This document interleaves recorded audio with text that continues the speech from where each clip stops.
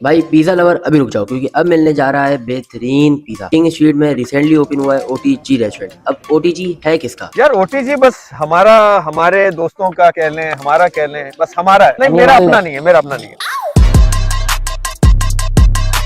OTG का मतलब क्या है? On the go, on the go, on the go, लो भागो।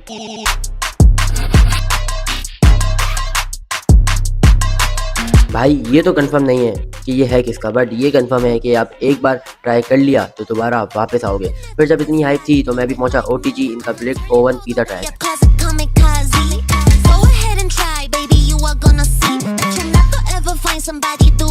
भाई देखो, हमारे कुछ दोस्तों को ये जगह समझ आई, उन्होंने कहा ये प्रोजेक्ट स्टार्ट करना है। मैंने कहा बिस्मिल्लाह करो, मैं आपके साथ हूँ। थोड़ा इसकी नॉलेज नहीं, कुछ बताएं। होल बेसिकली लाल आटे की रोटी होती है, लाल आटे का पराठा होता है। अब आपको लाल आटे का पिज्जा मिल रहा है।